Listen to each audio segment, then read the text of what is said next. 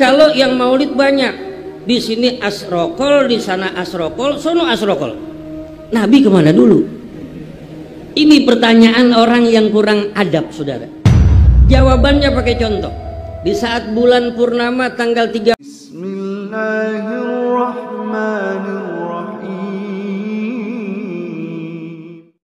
Assalamualaikum warahmatullahi wabarakatuh. Alhamdulillahirabbil alamin. Assalatu wassalamu ala nabiyyina Muhammadin wa ala alihi wa sahbihi ajma'in. Amma ba'du.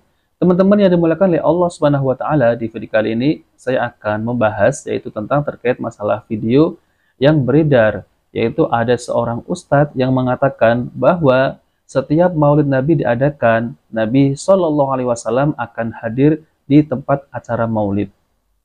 Lalu kemudian ustadz ini mengatakan juga kalau ada orang yang mengatakan bahwa jika perayaan Maulid Nabi Shallallahu Alaihi Wasallam itu diadakan di beberapa tempat, lalu Nabi Shallallahu Alaihi Wasallam itu ada di mana? Nah, teman-teman, jadi kita akan koreksi ya, apakah benar Nabi Shallallahu Alaihi Wasallam ini hadir di acara Maulid Nabi? Oke, teman-teman, kita tarik ke zaman para sahabat Nabi Shallallahu Alaihi Wasallam. Setelah peninggalan Nabi Shallallahu Alaihi Wasallam, tidak ada satupun riwayat ataupun kisah sahabat Nabi yang senior itu bertemu dengan Nabi Shallallahu Alaihi Wasallam secara sadar, ataupun ketika perselisihan antara kaum muslimin sesama kaum muslimin itu berperang. Adakah Nabi Shallallahu Alaihi Wasallam itu hadir menemui sahabat Nabi seperti sahabat Ali radhiyallahu anhu dan sahabat Muawiyah radhiyallahu anhu? Tidak ada satupun ya para sahabat Nabi Shallallahu Alaihi Wasallam ketika terjadi perselisihan di antara kaum muslimin, Nabi hadir dan memberi solusi keduanya. Coba, ini adalah permasalahan yang sangat besar, teman-teman. Lalu di zaman sekarang ada orang yang berceramah di mimbar Nabi hadir di acara Maulid Nabi. Ini adalah kebohongan. Tunjukkan adakah riwayat sahabat Nabi Shallallahu Alaihi Wasallam, istri Nabi Shallallahu Alaihi Wasallam, dan putri-putri Nabi Shallallahu Alaihi Wasallam didatangi Nabi Shallallahu Alaihi Wasallam setelah peninggalan beliau.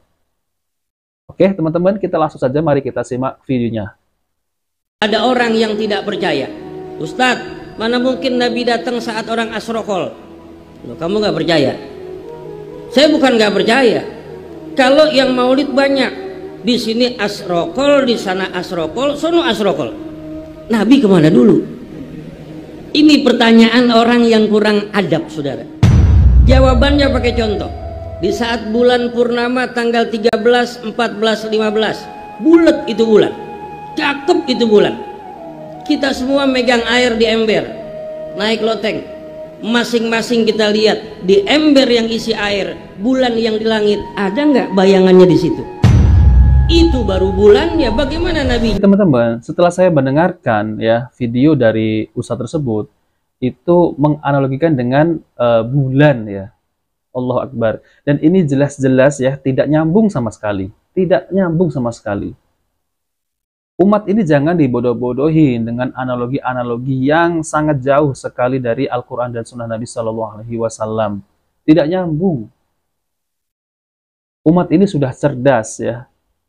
Kalau ada riwayat, kami percaya. Kalau ada dalil dari Al-Quran maupun Sunnah Nabi Shallallahu Alaihi Wasallam, kita percaya bahwa sepeninggalan Nabi Shallallahu Alaihi Wasallam nanti Nabi akan hadir. Nah, itu baru saya percaya. Namun tidak ada satupun ya dalil-dalil yang mengatakan bahwa orang yang meninggal itu akan hadir di acara Maulid Nabi ataupun di acara-acara apapun. Namun kenyataannya tidak ada satupun riwayat yang menjelaskan tentang roh itu bisa hadir di acara Maulid Nabi Shallallahu Alaihi Wasallam. Dan semestinya ustadz tersebut inilah yang kurang adab terhadap Nabi Shallallahu Alaihi Wasallam. Karena ustadz ini seakan-akan lebih tahu dari sahabat Nabi Shallallahu Alaihi Wasallam yang paling dekat, yaitu Abu Bakar, kemudian sahabat Umar dan Utsman, serta sahabat Ali radhiyallahu anhu. Mereka inilah sahabat yang telah dijamin masuk surga, tidak pernah berucap semedemikian. Namun ada ustadz di zaman sekarang yang mengatakan Nabi hadir di acara Maulid Nabi Shallallahu Alaihi Wasallam. Lalu kalian itu siapa? Kalau dibandingkan dengan sahabat Nabi Shallallahu Alaihi Wasallam. Kemudian Ibunda Aisyah ya, istri Nabi yang paling dicintai oleh Nabi Shallallahu Alaihi Wasallam. Tidak pernah ditemui Nabi dalam keadaan terjaga setelah sepeninggalan Nabi Shallallahu Alaihi Wasallam. Oke teman-teman, di video kali ini saya akan tampilkan penjelasan dari Ustadz Dr. Dasman Yahya Ma'ali MA Hafidhahullah Ta'ala. Oke, kita langsung saja, mari kita simak penjelasan dari beliau. Barakallahu fiik, kaum muslimin dan muslimat dirahmati Allah Subhanahu wa taala. Bahwa keyakinan Ahlus Sunnati wal Jamaah adalah seorang yang sudah meninggal tidak akan bisa ditemui lagi dalam alam dunia ini. Dalam alam dunia ini, artinya dalam keadaan jaga. Sebab para sahabat Nabi alaihi salatu wassalam yang menjadi orang yang paling dekat dengan Nabi alaihi salatu wassalam, Abu Bakar, Umar, Uthman, Ali, Sa'ad, Sa'id dan lain-lainnya, orang-orang yang dijamin masuk surga, mereka menghadapi banyak masalah. Banyak masalah ada. Umar, Abu Bakar ketika baru Nabi meninggal, dia harus berhadapan dengan gerakan murtad dan tidak mau bayar zakat. Lalu Abu Bakar mengadu ke Nabi SAW, ya Rasulullah, saya belum siap menghadapi ini. Lalu datang Nabi, bangun lagi.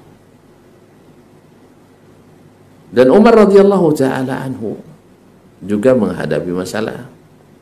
Banyak futuhat dan banyak di antara kaum muslimin yang gugur dalam berjihad. Utsman radhiyallahu ta'ala sampai dituduh menyeleweng dalam penyelenggaraan keuangan negara, yang dalam bahasa orang sekarang nepotisme, KKN, mengangkat orang-orang dekatnya. Tentu saja ini dari orang-orang yang kurang iman dan kurang kerjaan. Mereka adalah orang-orang yang dijamin masuk surga, yang amalannya diridai oleh Allah, dan Allah pasti tak ridha dengan kezaliman. Kaum muslimin dan muslimat, Ali bin Abi Thalib juga menghadapi masa-masa sulit.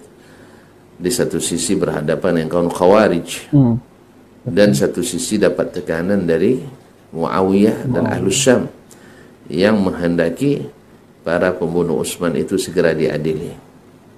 Di satu sisi dia harus menumpah ataupun memadamkan api fitnah Khawarij dulu. Itu jadi perbedaan ijtihad. Nah, tidak ada diriwayatkan kaum muslimin dan muslimat bahwa mereka bertemu langsung dengan Nabi untuk memberikan solusi. Tidak ada diriwayatkan seperti itu. Padahal mereka jauh lebih membutuhkan solusi daripada ketika Imam Al-Ghazali menulis kitabnya Ihya Ulumuddin ini. Ya kan, Imam Al-Ghazali rahimahullah ta'ala menulis kitab ini ya dalam kondisi aman. Dan tidak pernah terjadi para sahabat yang menghadapi fitnah di antara mereka. Padahal kan yang logisnya dan memang kenyataannya bahwa Nabi SAW menjadi pemutus bagi mereka. Nah, andainya waktu itu bisa Ali bertemu dengan Nabi SAW, dia tanya, ya Rasulullah, ini saya berselisih paham dengan Muawiyah, mana yang benar di antara kami? Dan disuruh untuk bertahkim ke Nabi Allah dan Rasulullah SAW. Mereka tidak lakukan kecuali bertahkim pada Allah dan Rasul dengan Al-Quran dan Sunnah yang sudah ditinggalkan. Nah, teman-teman yang dimuliakan oleh Allah Subhanahu wa taala, jadi itulah ya penjelasan dari Ustadz Dr. Dasman Yahya Ma'ali MA Hafidhahullah taala, yaitu tentang terkait masalah benarkah Nabi Shallallahu alaihi wasallam itu bisa kembali ke dunia ataupun bisa menemui si fulan dan si fulan, apalagi bisa hadir di acara Maulid Nabi Shallallahu alaihi wasallam di beberapa tempat. Jadi teman-teman yang dimuliakan oleh Allah Subhanahu wa taala, banyak terjadi yaitu perselisihan di antara kaum muslimin. Bahkan ada orang yang murtad ketika di zaman sahabat Abu Bakar, kemudian di zaman Umar, kemudian di zaman Utsman, Kemudian di zaman Ali, yaitu telah menghadapi orang-orang Khawarij. Bahkan terjadi perselisihan antara sahabat Ali dengan sahabat Muawiyah. Maka dari itu, dua sahabat ini tidak pernah didatangi oleh Nabi Shallallahu Alaihi Wasallam, ataupun sahabat ini mendatangi kuburan Nabi dan menanyakan solusi.